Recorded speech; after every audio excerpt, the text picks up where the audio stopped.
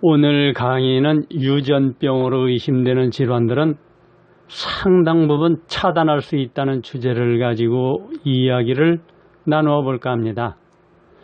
유전병이라는 것은 조상으로부터 자손들에게 같은 부위에 이어져 내려오는 질병으로서 현재 유전병에는 3,500개 정도가 밝혀져 있다고 합니다.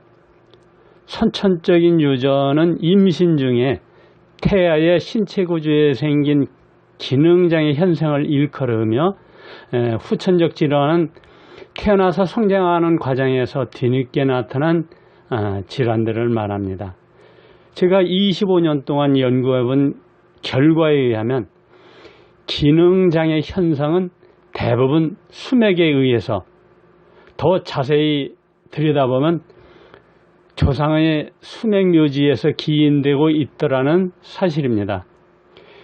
과학이 발달하다 보니 게놈 지도를 완성했다고 합니다. 또 염색체를 마음대로 분리 조작하는 이때에 허무맹랑하다고 하심도 결코 무리는 아닐 것입니다. 묘지는 대략 4대까지 자손들에게 영향을 끼치는 것으로 보여집니다. 즉 4대 봉송이라는 것도 이런 것을 인지한 조상님들의 선견 지명에서 나온 것이 아닐까 합니다. 묘지가 좋으면 3 내지 4대에 이어서 자손들은 부와 명예와 건강을 누리게 되지만 반대로 묘지가 나쁘면 3 내지 4대 후손들에게까지 각종 질환과 원인 모를 우환 등으로 어려움을 겪게 만듭니다. 그런데 조상의 영향을 받는 강도를 정확하게 측정할 수는 없지만 고조의 영향은 거의 받지 않는 것으로 보여집니다. 그러나 고조분들의 기능에 따라서 정조나 조부님들이 이 영향을 받았기 때문에 나의 부모님이나 나는 당연히 간접적인 영향을 받게 됩니다. 증조분들 묘지의 기륭은 부모와 조부에게 많은 영향을 끼쳤기에 우리 유년기에 직간접적으로 많은 영향을 주었을 것입니다. 조부모의 묘지 기륭은 우리의 젊은 시절에 흥망성쇠에 직간접적으로 큰 영향을 줍니다. 현재 우리가 잘 사느냐 그렇지 않느냐는 대부분 조부모의 영향이라고 보면 될 것입니다. 그러다가 부모가 돌아가시면서 어느 곳에 묻혔느냐에 따라서 우리 내의 노년기의 삶과 또 자식들의 삶이 영향을 받게 됩니다. 예를 들어 고조의 묘지 두개골 부위에 두 줄기의 수맥이 겹쳐 흐르게 되면 정조부나 그 형제들 중에는 치매 내지는 방탕한 삶을 사는 자손이 나타나게 됩니다. 그러다가 손자인 조부모의 형제들 중에는 치매, 정신질환, 악성 뇌질환 환자가 발생하거나 선천적으로 후천적으로 장애를 받는 자손이 나오게 됩니다. 불행 중 다행으로 증조부모의 묘지가 좋은 자리에 놓이게 되면 이분들의 도움으로 고조에게서 받았던 나쁜 영향들이 다음 세대에서 상당 부분 개선되기도 하는데 불행히도 정조의 묘지까지 덩달아 흉지에 놓이게 되면 손이 끊기는 자손을 비롯하여 엄청난 우환들에 의해서 파멸에 이르는 자손이 나올 수 있습니다. 이런 각종 이유로 해서 조상묘지를 정확히 찾아내어 해결을 하게 될 때 유전병으로 앓고 있던 각종 질환들이 그 가족에게서 사라지는 놀라운 결과들이 나타나는 것을 많은 경로를 통해서 확인해 보았습니다. 이런 각종 이유로 해서 조상의 묘지를 정확히 찾아내서 해결을 하게 될 때 유전병으로 앓고 있던 각종 질환들이 그 가족들에게서 사라지는 이런 놀라운 결과들, 정말 더 이상 방치해서는 또한 묵과해서는 안 될 것입니다. 서울 은평구에서 한 가정을 방문해서 조상묘지를 감정하고 난 후에 할아버지와 할머니의 합장묘지로 인해서 결혼이나 부부 생활에 문제가 올 수 있으며 불임으로 고생하는 자손들이 나올 수 있습니다 하고 제가 얘기를 하자 가족들이 많이 당황했는데, 알고 보니 형제들 중에는 산부인과 의사가 있었는데 결혼한 지 8년이 지나도록 본인이 산부인과 의사임에도 불구하고 아이가 없어서 고민 중이라고 합니다. 옛날 어른들은 임신이 안 되면 삼신 할머니한테 치성을 드리곤 했지요.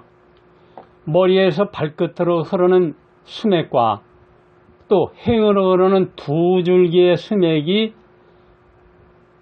흐르는 곳에 조상이 묻히게 되면 소위 삼신 할머니가 놓아야게 되므로 절대로 이런 최악의 자리에는 잘 가려서 조상을 모셔야 합니다. 전국에는 저의 자식이 꽤나 있습니다. 그렇다고 제가 바람을 피워서 든 자식이 아니라 문제의 묘지를 이장케 해주고 낳은 자식들이니 어찌 보면 내 자식과도 같다는 생각을 해봅니다.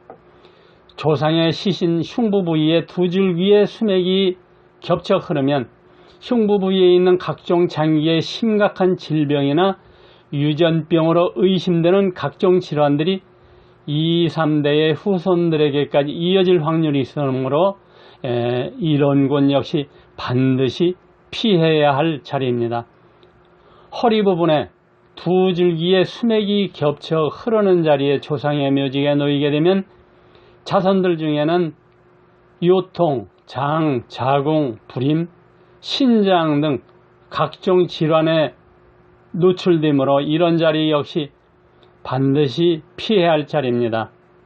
대부분 위에 거론한 흉지의 묘지에서 보면 시신의 두개골에서 발끝으로 흐르는 수맥에 걸려 있는데 잘 생기고 잘나고 못나고를 떠나서 자손들 중에는 결혼에 문제가 생기기도 하고 또 부부간의 불화나 더 나아가 이혼하는 사태까지 생기게 됩니다. 몇 년 전 모 장례식장을 찾아갔는데 당시 한 4, 50명 정도의 조문객들이 삼삼오오 앉아 있었습니다. 상주의 사촌 형과 이야기를 나누고 있는데 주변이 쥐죽은 듯 고요한 것이 좀 이상했습니다. 둘러보니까 이들 모든 사람들이 수화를 하고 있는 게 아니겠습니까? 알고 보니 상주들 사남매가 모두 농아이다 보니까 장례식장에 모인 모두가 장애인 협회에서 온 농아들이었던 것이지요.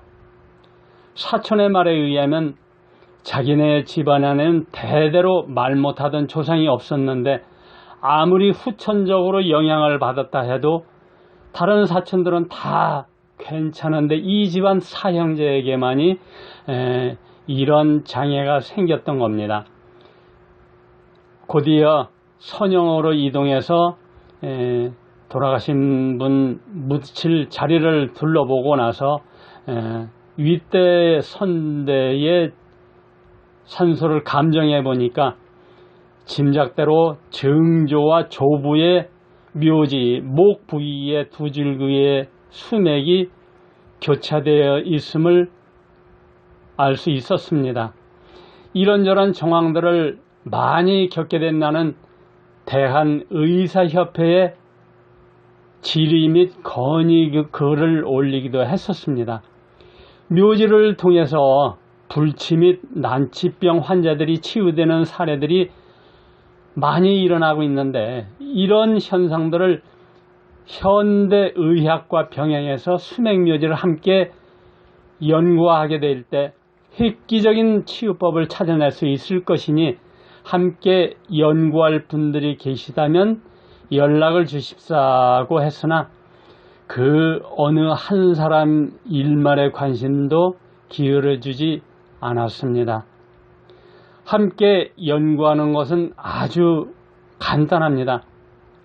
특정 환자에게 의학적인 정밀검진을 해놓은 후에 영향을 주는 것으로 판단되는 묘지를 이정하고 나서 그 환자를 수차에 걸쳐서 체크해보면 며칠 아니 수개월 안에 바로 이 현상을 확인할 것이기 때문입니다.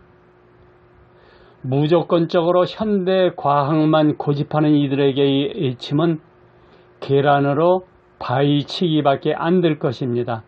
체계적으로 공부한 전문의와 또 의학도 중에 지금이라도 이를 함께 연구해 보실 분이 있다면 정말 좋을 것 같습니다. 획기적인 방법을 찾아낼 것 같습니다. 지금까지 제가 이야기한 것은 어디까지나 저희의 그동안 25년 동안의 결과이며 또 나름대로의 판단이었음을 밝혀둡니다. 오늘도 함께 해주셔서 감사합니다.